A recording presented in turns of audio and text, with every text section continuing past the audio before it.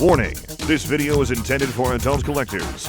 It contains plastic collectibles, questionable opinions, and the guy that won't leave Scott McNeil alone. You have been warned. This is Random Review. Before we begin, thank you very much to Lord Imperious Delirious for joining the Patreon campaign. I hope I said that in the right order. Now I gotta double check. Now I'm like paranoid because that's a specific name. Lord Imperious Delirious. That's fantastic. That's a name. All right. Thank you very much for joining the campaign. Very appreciate everyone. Genuinely appreciate it. I can't believe we're at the point where we're at with the Patreon. It is like literally like I was afraid to ever get to this point, but here we are, and thank you guys very much for it. All right, so we got a new toy to look at, and the toy that is like really weird to find. Like in some places it's shelf warming, but here in North America, you can't find it anywhere. You can't find any of the Rise of the Beast Core Series Deluxes anywhere. I think I've seen some Voyagers around town, and not Wave 1, just Wave 2. And it's so weird that these are so hard to come by because they were supposed to be the common line, you know? But here we are. Distribution on a movie that was delayed a year is a nightmare. So I've had to go to importing out of Japan to get my hands on Airazor here. And I'm going to tell you, it's not a practice I do anymore because it's so expensive to do it, but I'm not regretting it. I'll tell you this before we get into this review.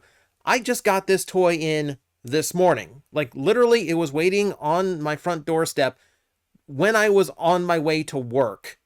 And now here I am at my workplace. And like this toy has made such an impression. I have to talk about it right now. Like we have to get this out right now. I've got to tell people about this. So for starters, yes, it is of course Airazor, which means we've got this nice Falcon mode that she transforms into. And right off the bat, the first thing you notice, at least the first thing you should notice, is the fact that it actually looks like a bird. It's not like her Kingdom figure where it's just a boxy robot kind of tucked up with like legs that are way too big for her beast mode. No, like this is just spot on. Look at that. Look at the profile. It's just a bird. It's literally a bird. It's such a better job. Like, it's such an amazingly well done bird mode. I've been taken aback by this thing since I first started seeing photos of it. But photos can hide things and like not give you the full story.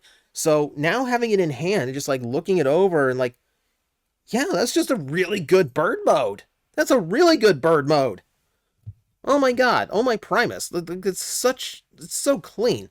So, okay, obviously we've got a lot of different plastic colors going on here. There's some beige plastic with a bit of a metallic sheen to it. There's this mustardy yellow kind of plastic, and then, of course, the brown that also has a little bit of a sheen to it. Really nice color mix. It's very autumn. It's just enough machine mixed in with the natural bird colors to really kind of sell it. It's hitting that, like, half mechanical, half organic aesthetic that the Beast machines ironically failed to hit, but Rise of the Beast likes to hit over and over and over again. And yeah, like the more you look at it, just the nicer it gets. So if we look here at the top of the figure, we've got a lot of this like nice, like kind of metallic bronze painted over certain areas. You can see it here on the front side of the wings as well as up on the top of the back. Airbrushed beautifully along the tail, but you look at the underside of the tail to see the flat color, you can really tell just like how much that like drives it. I love it. You can see it on the side too, lots of little paint details that I like. The mechanical details along the sides are painted. Around the eye is painted, the eye itself. Let me close up on that really quick because that's actually really cool. There's a molded pupil right in the middle. It's actually an indent, which means the paint still doesn't cover it up, and it creates a shadow, which makes it look more like a pupil. Really clever, really clever. And yeah, just nice bright green eyes too is a nice little touch. You can see, like, let me give you a close-up of the details as long as I'm here. So there's a lot of really nice mechanical details across this. There is her, it's very faint on the camera, but you can see, like, that's her maximal symbol on top of her head. head also getting like an extra layer of little paint there on the top. Like, it's a really, really beautiful little bird mode. So beyond just looking really nice, like the function in here works pretty well too. It's not like the Kingdom or Studio series where you're going to get some like head articulation. She's going to be stiffer, but I'm still happy to say that her wings do flap up and down. They can rest like that. And yes, it's not as much articulation as her Kingdom figure had. However, when you like, if you haven't seen how this toy transforms, you're going to learn to appreciate the fact that it can still move its arm or its wings up and down. Trust me, it's going to be nice.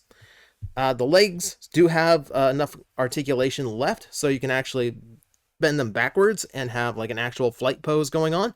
And if you want to actually display her in mid-flight, the underside of her tail does have a 3mm port that you can plug a stand into.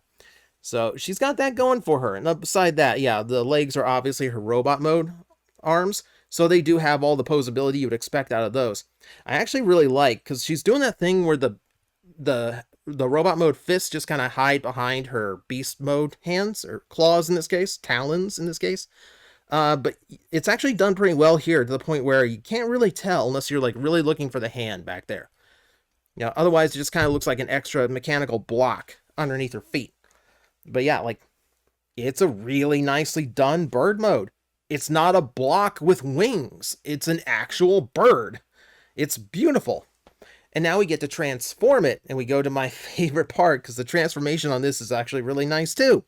All right, so for starters, we're going to unclip the weapons from the underside of the wing. Get those out of the way.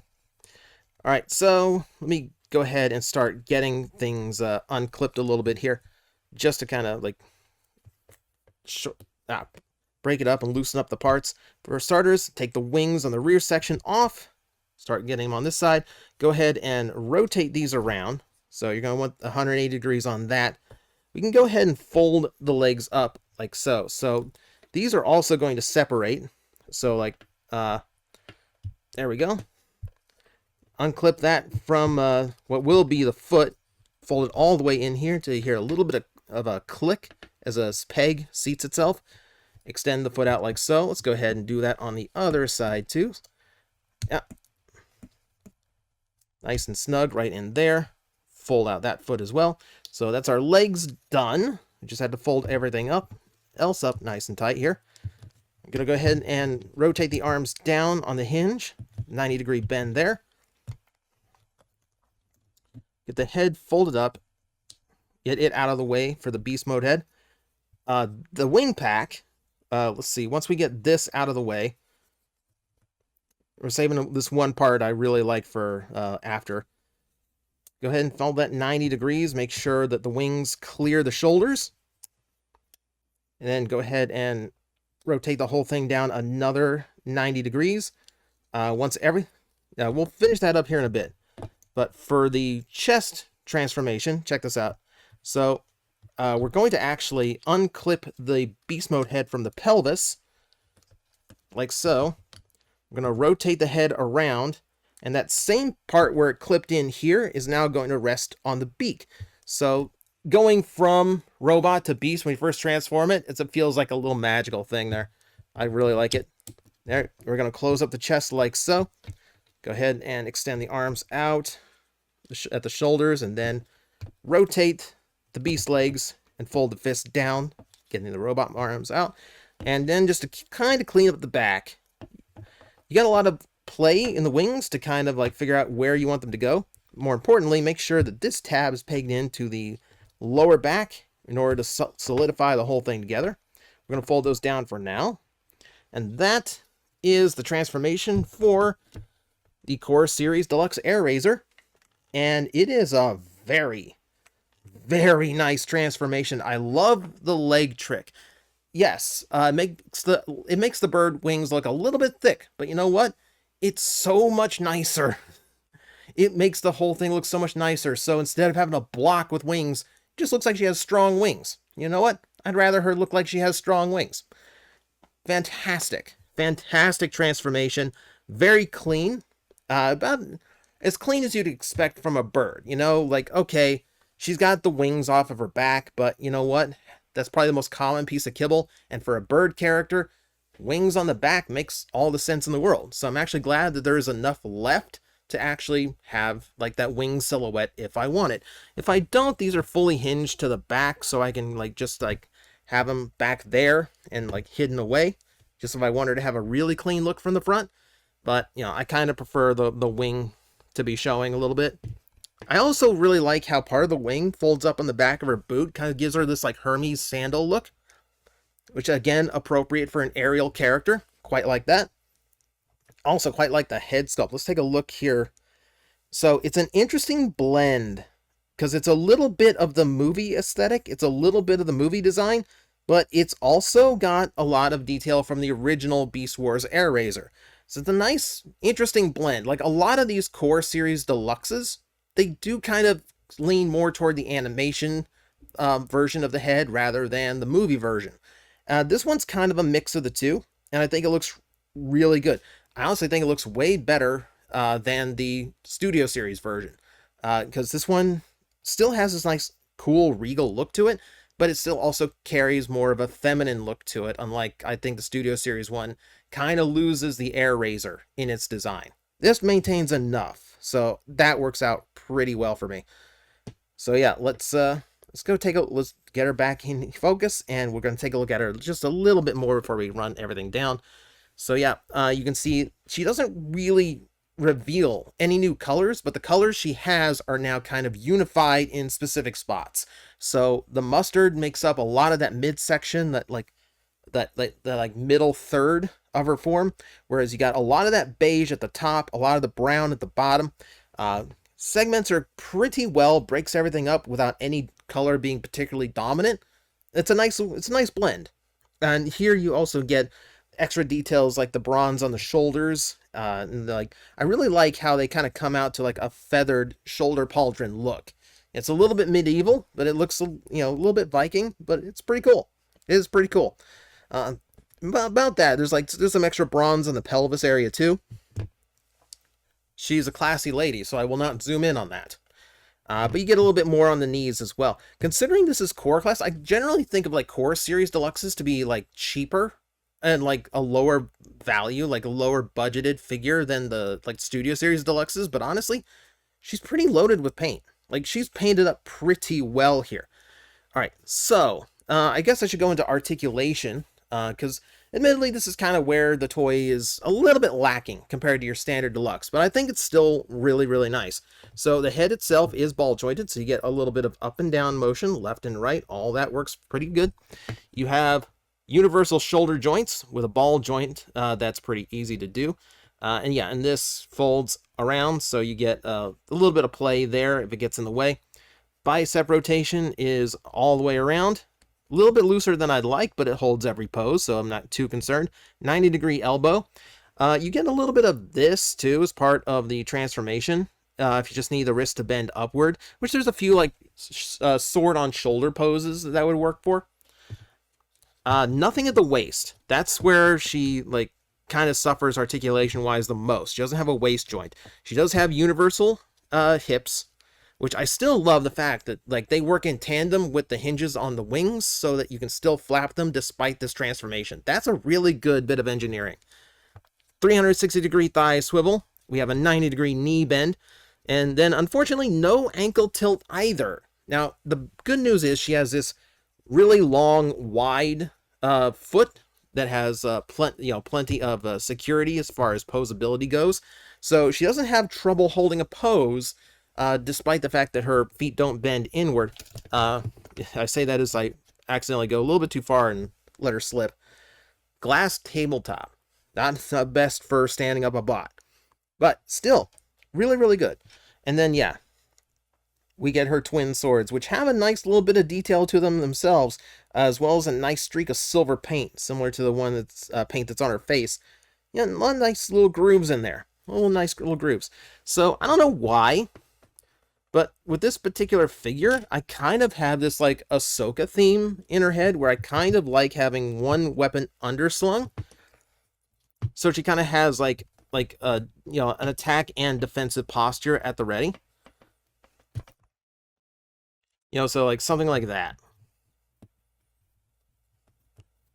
Like, so like, yeah, when I think of her like posed off, like I kind of think somewhere around that vein.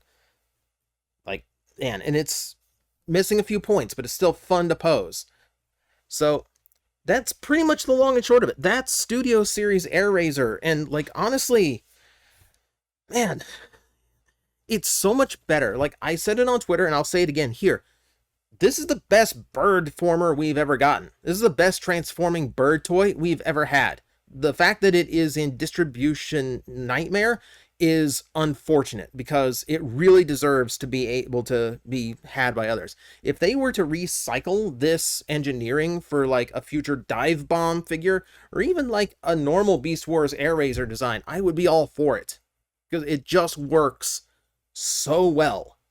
And it just looks so good. It is very weird to say that a Rise of the Beast Core Class Deluxe is currently right now on my short list of best toys of the year. And I'm not even hyperbolizing that. I can only hope it's easier to find for North America, because I had to import it out of Japan. I paid a lot to do that. I'm happy with it for what I paid. But if this could be found at normal retail for 20 or 25 bucks, I'd be way happier. So fingers crossed more people get their hands on this because it genuinely does deserve the attention. I'm like, I think you guys got this. I will back away, and I will see you all later. You've got this handled. Alafi's like, really? You're not gonna help me? Like, it's fine now. It's like these disgusting creatures breathing down my neck, and you're all just like, I believe in you. You got this. All right, you seem to have this. 5 minutes.